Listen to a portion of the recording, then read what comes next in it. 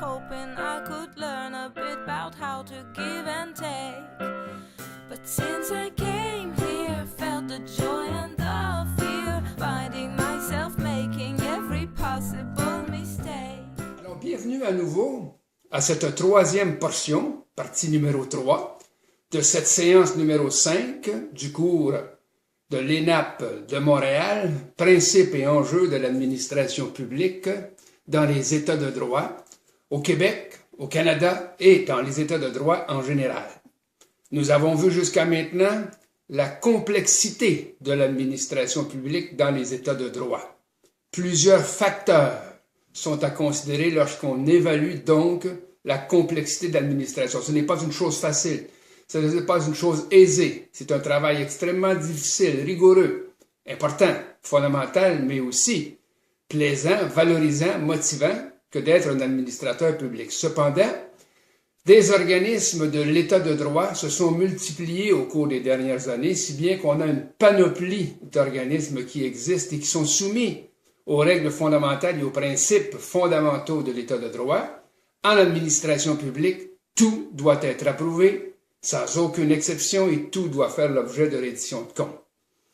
Cet État de droit-là, il est composé donc de multiples organismes, et puis il a aussi une plus ou moins grande importance suivant la volonté des peuples, la volonté des nations, la volonté des parlements, la volonté de la conception de ces États. À toute fin utile, cependant, ce qu'on constate dans l'histoire, c'est que les États de droit ont une croissance continue au niveau de leurs dépenses. Ces dépenses, elles sont toujours autorisées, ont toujours leur fondement dans l'organisation qui est elle-même fondée sur la Constitution du pays de l'État de droit. Il n'existe pas de pays de droit sans constitution fondamentale qui vont définir les pouvoirs de cet État et comment les exercer. D'aucuns diront, on répète que la Grande-Bretagne et le Québec n'ont pas de constitution, mais ils ont des textes de loi qui tiennent lieu de constitution. Pour faire fonctionner cette constitution, un certain nombre, un très grand nombre d'institutions, d'organismes ont été mis sur pied et sont toujours basés sur le principe fondamental du modèle de Westminster, la division entre l'administratif et le politique, le bureaucratique, le législatif. C'est incontournable, c'est une notion fondamentale. Quand on exerce les pouvoirs de l'État de droit, ces pouvoirs, ils sont de trois ordres. Le pouvoir législatif, les députés élus au suffrage universel et qui vont voter les lois, eux-mêmes basés sur les autorisations dans la Constitution. Le niveau exécutif, ce que nous allons examiner un peu en particulier aujourd'hui, le niveau de l'exécutif qui est le gouvernement, le Conseil des ministres qui exécute, c'est le cas de le dire, les décisions sur autorisation de l'État, sur autorisation du Parlement, du législatif, et finalement le niveau judiciaire qui va faire les arbitrages sur l'existence, la reconnaissance des droits s'il y a conflit entre la reconnaissance dans l'accès ou l'absence de reconnaissance. C'est les tribunaux impartiaux qui vont décider du résultat de l'application ou non des droits. Tout gouvernement fonctionne à partir de la confiance, c'est-à-dire la majorité des députés dans le système britannique, comme au Québec et au Canada, qui forment l'Assemblée législative qui vont prendre les décisions approuvées par ce Parlement. Mais les décisions elles-mêmes vont être appliquées par le Conseil exécutif, le Conseil des ministres. Le Conseil des ministres opère à partir de deux principes fondamentaux. La responsabilité ministérielle, tout élément voté, adopté, décrété par le Parlement est placé sous la responsabilité d'un ministre qui doit en rendre compte et qui, pour en rendre compte, doit avoir une connaissance des faits et si ces faits s'avéraient non conformes à la loi ou à l'esprit de la loi ou du décret ou du règlement, faire en sorte qu'il y ait correction de la situation. L'autre principe fondamental, c'est celui de la solidarité ministérielle. Tout ministre doit être solidaire de l'ensemble de la décision qui est prise par l'ensemble du Conseil des ministres et doit s'engager à défendre publiquement cette décision, même s'il est parfois en désaccord, en public dès que l'occasion lui est fournie. L'exécutif fonctionne aussi avec un certain nombre d'autres éléments que nous allons maintenant examiner. Toutes les décisions, l'ensemble des décisions prises par le Conseil des ministres sont d'abord, avant tout, toujours sans exception, soumis à un organisme central qui s'appelle le Conseil du Trésor.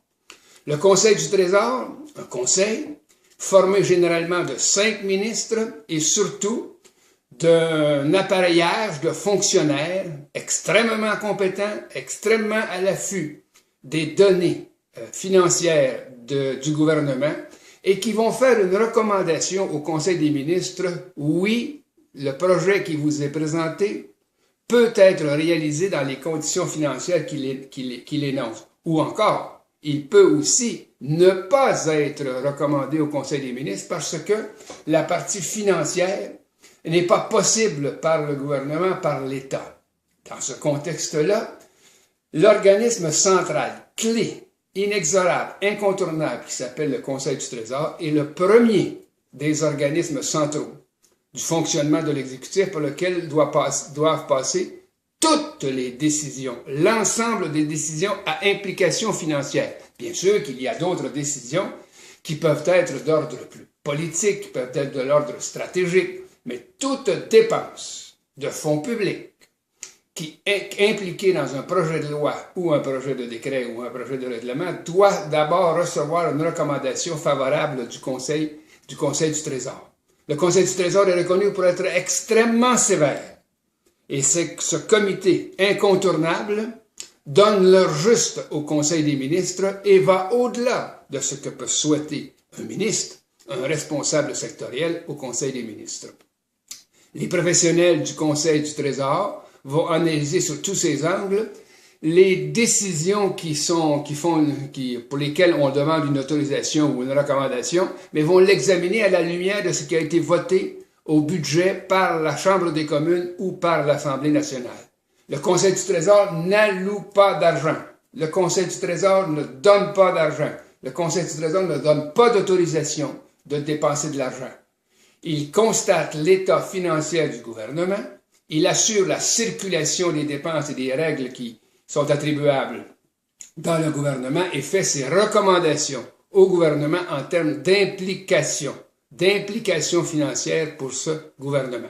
Incontournable, le Conseil du Trésor, dans les États de droit, ça existe partout. Un deuxième groupe, une deuxième instance est rattachée également au Conseil des ministres et est incontournable, c'est ce qu'on appelle le comité de législation. Toutes les lois, les innombrables lois adoptées par un État de droit, par son Parlement, par ses députés, forment en sorte un corpus global, un corpus législatif qui doit être cohérent. Avant d'adopter un projet de loi ou avant de soumettre un projet de loi à l'Assemblée nationale ou encore à la Chambre des communes quand on le regarde dans le contexte canadien et le contexte québécois, doivent d'abord recevoir l'aval du comité de législation. Un deuxième organisme central donc qui s'appelle le comité de législation qui lui va s'assurer que toutes les dispositions du projet de loi sont cohérentes, font en sorte que ce sera un corpus unifié des lois et qu'il n'y aura pas de possibilité de dissension d'une loi à l'autre ou d'invalidation d'un paragraphe, d'un article, d'une disposition d'une loi envers l'autre.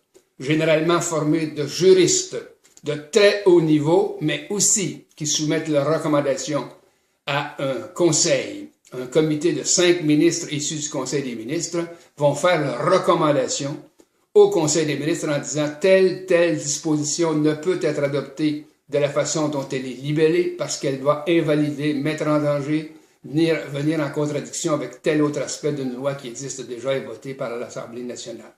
Voilà un deuxième organisme, le comité de législation, qui est incontournable. Un troisième type d'organisme incontournable, c'est ce qu'on appelle les comités ministériels. Le Conseil des ministres, dans son fonctionnement, n'étudie pas à fond chacun des dossiers avant de prendre une décision. Ce qu'il fait, c'est qu'il confie à des comités ministériels formés d'un certain nombre de députés et de ministres, surtout de ministres, qui vont donc examiner préalablement au Conseil des ministres les projets de loi, les projets de règlement, les projets de décision qui sont fort importantes ou qui doivent être soumis éventuellement pour décision au Conseil des ministres ou à l'Assemblée nationale. Les comités ministériels sont une troisième instance centralisée par lesquelles doit passer obligatoirement tout projet de décret ou projet de loi du Conseil exécutif, de l'exécutif et du Conseil des ministres. Et finalement, nous aurions dû peut-être commencer par cette instance, l'instance le plus la plus importante au niveau de centralisation, c'est le conseil exécutif, le ministère du premier ministre. Tous les projets de loi, de modification, de décisions financières sont d'abord et avant tout soumis à un comité central qui s'appelle le bureau du premier ministre, le conseil exécutif. Et c'est le premier ministre en conseil, c'est-à-dire avec le secrétaire général du conseil des ministres, qui va discuter de la question à la lumière des informations qui lui sont fournies et qui va décider si le conseil des ministres va discuter et éventuellement prendre une décision au niveau de l'exécutif. Voilà donc des instances de centralisation. Le Conseil du Trésor, le Comité de législation, les comités ministériels et aussi, bien sûr, le Bureau du Premier ministre, le Conseil exécutif qui est un ministère officiel du gouvernement du Québec ou le Conseil privé à Ottawa, qui vont donner le OK pour faire en sorte qu'on puisse prendre une décision de soumettre un projet de loi à la Chambre des communes ou à l'Assemblée nationale ou encore de prendre une décision parce que c'est autorisé déjà par l'Assemblée nationale. Voilà les organismes centraux de fonctionnement du Conseil exécutif, du Conseil des ministres, du gouvernement dans les États de droit. I'm a new soul, I came to this strange world hoping I could learn a bit about how to give and take. But since I came